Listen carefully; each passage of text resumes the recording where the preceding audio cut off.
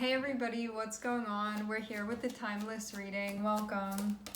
The first card that we have out is Three of Wands and the Star. Hopes and dreams for the future.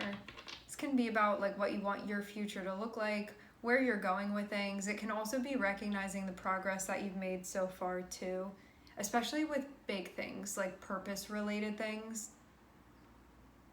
Things that are related to like why you're here and what you're doing. And there can also be a looking out to the future. I'm seeing something about a partnership coming up. Also too, Three of Wands and the Star can be feeling really hopeful about something, about the progress of something, about where something is going, and feeling like it's in deep alignment. And having the Lovers, it can be a relationship of some sort that's connected with this.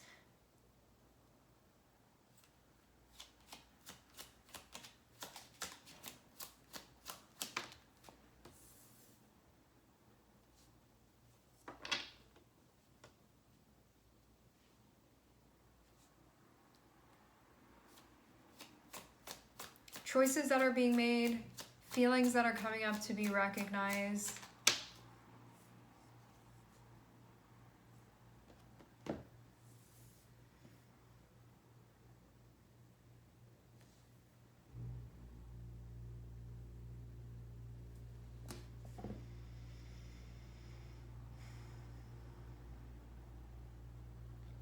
I get this feeling of taking a deep breath before looking into something. Judgment and the Moon is bringing up all of the stuff that's going on. This can be stuff that you're aware of, stuff that you're not aware of, but through Judgment, which is going to be a deep act of honest self-reflection, it will sort of reveal to you anything that's not being seen, having to do with what's going on, how you're feeling, in like the depth of what's going on for you and how you're feeling. It does seem like this directly involves a relationship that you have. So Judgment on the Moon can be like what I'm not totally aware of, but things that are playing out, what I'm feeling. It's stuff that you can grasp, but you sort of have to go digging for it.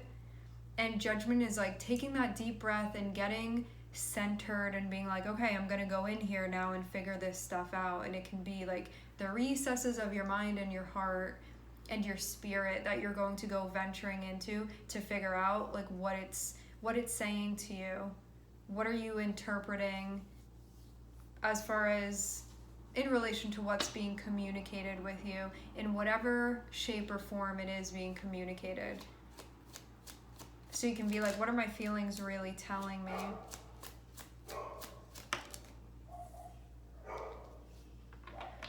Also, too, I'm seeing Seven of Swords and I'm seeing Ten of Cups. This is like a classic, if there's anything that you're doing that is sabotaging your pursuit of happiness, anything that like you're doing that when you, Seven of Swords can be stuff that you'll be unaware of sometimes.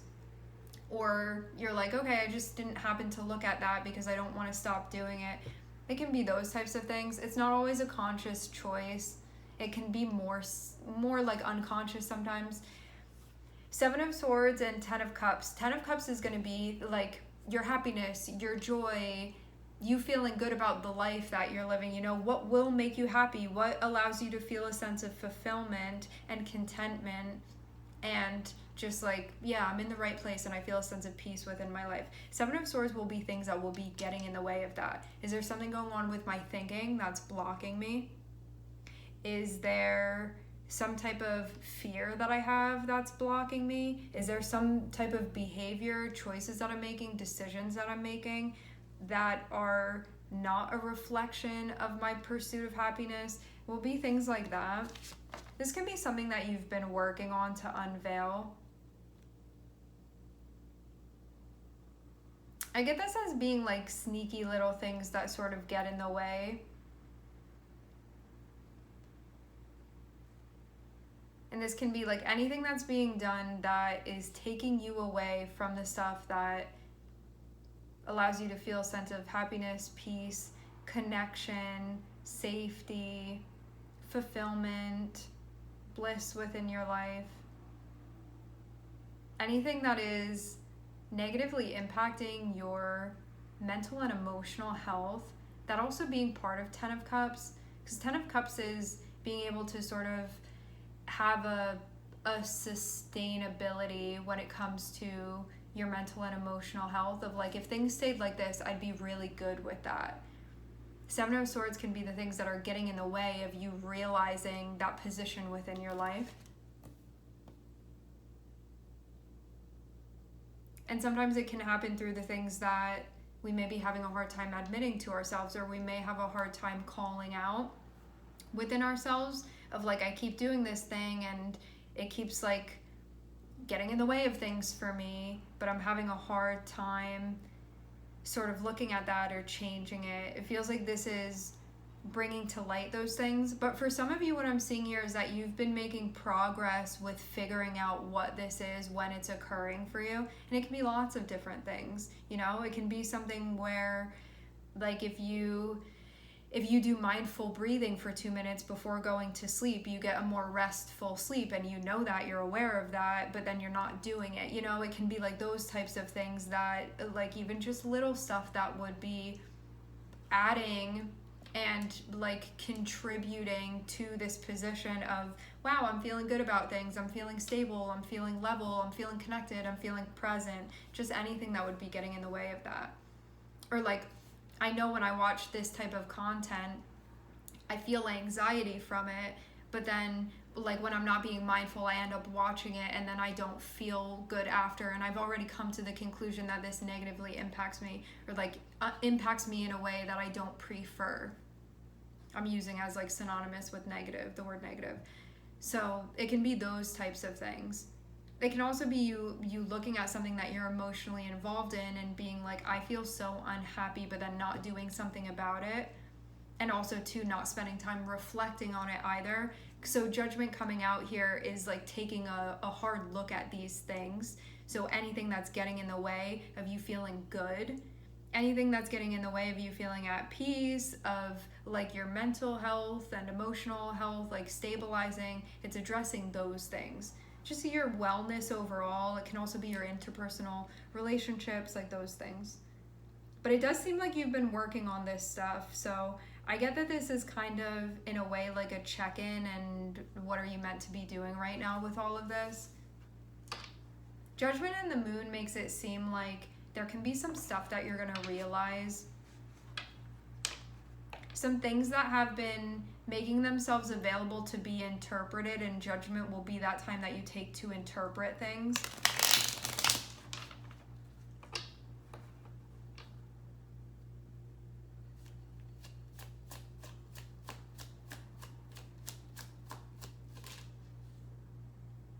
Okay. I'm seeing the Wheel of Fortune and I'm seeing the Lovers. This can be a shift in an interpersonal dynamic, or it can be interpersonal dynamics in general. It can be a specific relationship that there's a shift that's occurring within. This will be a call that you feel where there's a part of you that could be like, I'm feeling restless, or I want this thing to change, or this is not allowing me to grow. This is going to be a time where there will be growth that occurs, or that is available to you, and feelings that you get that are sort of like mirroring this quest that you're receiving from yourself.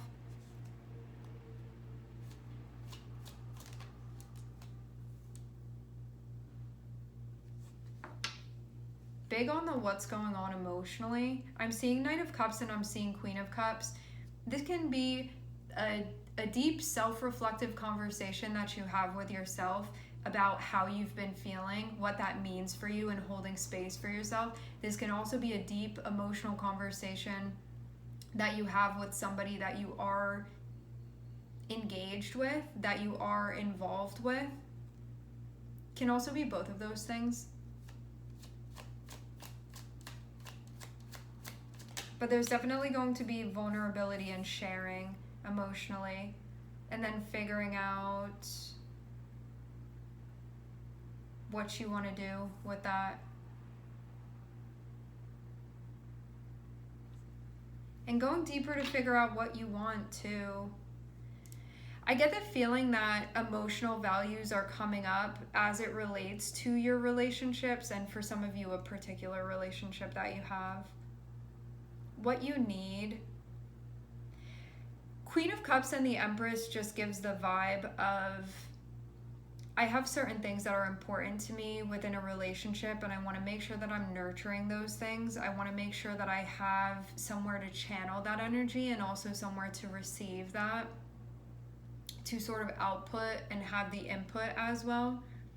The energy of the Queen of Cups and the Empress is a part of you that is going to be really meaningful for you to be able to nurture things and take care of them, and also be doing that for yourself as well.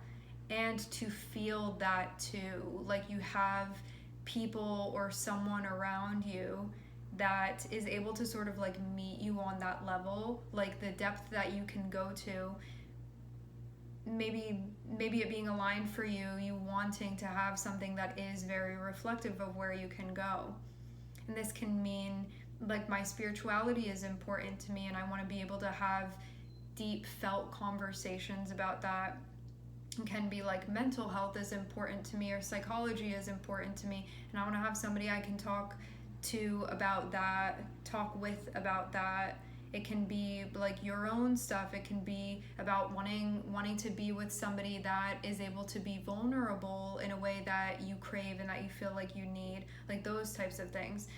Judgment and the Empress, this is Pluto and this is Venus, and these are some, Pluto is really going to intensify what it's around, but also showing you like what holds deep magnetism for you, like what sort of scratches that itch for you. Pluto can be the things that you're obsessed with, the stuff that feels magnetizing, the things that you want to be involved within, the stuff that pulls you in that direction. And Venus can be about your interpersonal relationships. So it can be what allows things to be intense in a way where I'm enjoying what's happening here, in a way where I'm getting to experience what I want to experience, and I feel connected to the things that I'm involved in because those things are what's going on and what I'm getting to experience. And that being related to what is so deeply felt and what is like behind the energy of your moon, meaning at the very like center of your heart space, what are the things that you want most? And when I say want, I mean what deeply aligns with you emotionally as it relates to your relationships. Emotional availability, how you connect, and having Judgment and the Nine of Cups is like breaking that down. There can be a question of like, what do I really want to be experiencing within my relationships? And when those things are fulfilled, I feel a sense of fulfillment. When I'm seeing these things be like, these needs be met or these desires be met, I feel like I want to remain within that, because it's kind of, Pluto is like the force that will keep you orbiting around something or involved in something because of that intense like draw and magnetism that you feel, like something that you crave, and how you want to experience that through your relationships with things and people, because it aligns with your values. And then that being reflective of your emotional values, because this feels like it goes in the direction of like your moon and your emotions. Just seeing the moon here, and also having Pisces be representative of what's going on with the moon, which can be sort of your, at times, unconscious energy, stuff that with Pluto there, it can help you see those things and break those things down. So rather than them feeling so elusive, like you can get sort of put your finger on the pulse of what actually draws you into things and keeps you there. It's like that. Versus what is not going to be aligned, and you'll be like, my needs are not being met, or like, why am I involving myself in this, or like, I'm feeling really unhappy here, you know? So it's going to be about being able to discern the difference within that duality of what you experience. And this means too, like, I need to be honest with myself about the feelings that are coming up, holding space enough for myself that I'm really seriously recognizing what I'm feeling and what's going on for me. Without preferences being involved, what are my emotions communicating with me? Or what are my feelings? What is my intuition communicating with me? And how do I nurture and honor and take care of myself through that experience? This is a great time to spend time in deep reflection over your values and what you want to be experiencing, and ultimately that will reveal for you what you want on the deepest level. Because your moon is like who you actually are, even though we can say in many different ways you are and you aren't many different things, the moon, for the sake of this spread and like within this lifetime, can be the you on the inside that has things that you want to experience. And having 9 of Cups, that will be like what draws you in and what really resonates with your moon energy on that level of like what allows you to feel nurtured and safe and wanting to be present within your relationships because those things are available. And also, are you in any relationships, or is this relationship one where those things are not available? Having Wheel of Fortune speaks about making the changes that are needed within our dynamics in order for us to experience the things that we want to experience, and also the growth that we experience by sometimes not experiencing the things that we want to experience, and that being able to better tell us about our preferences and our needs, like those types of things.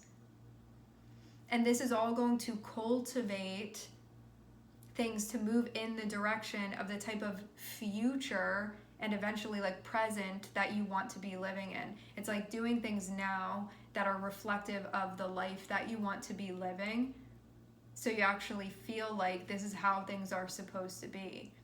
3 of Wands and 7 of Swords can be, I'm going through and I'm recognizing anything that's not me being true to myself.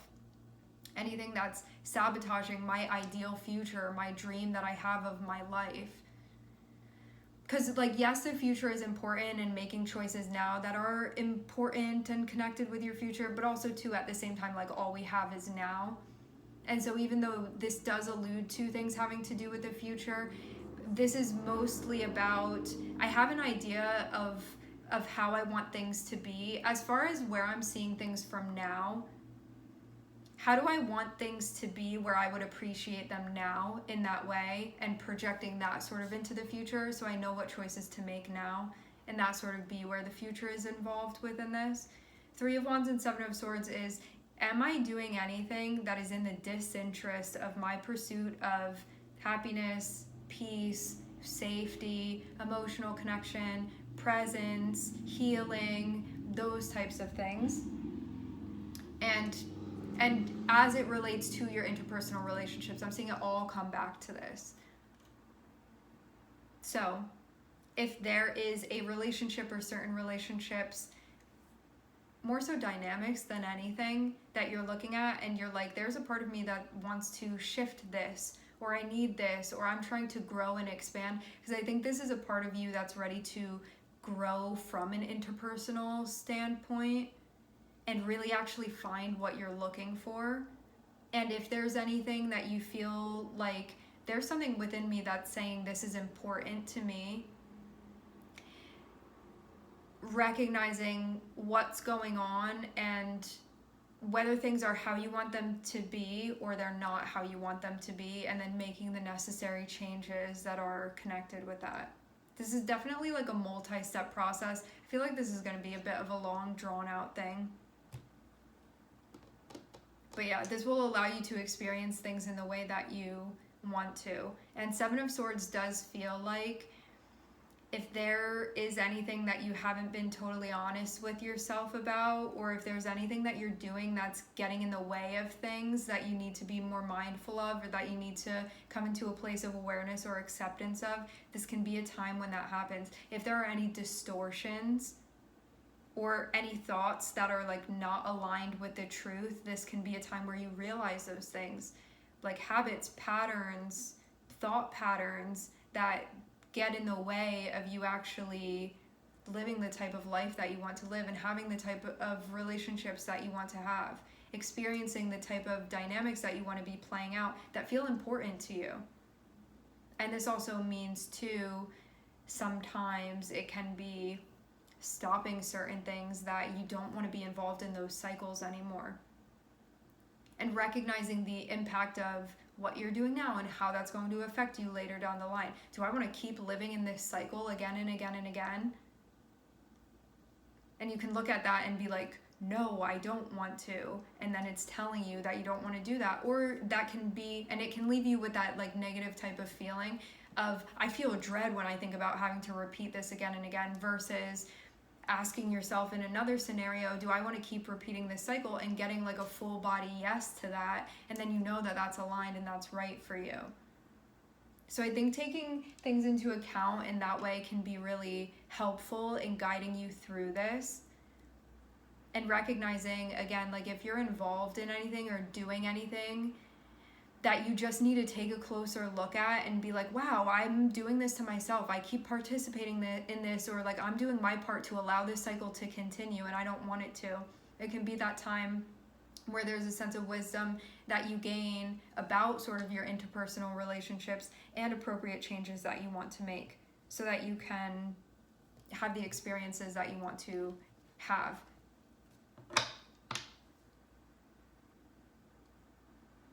I do get the feeling that this is coming from like a spiritual, emotional, psychological place.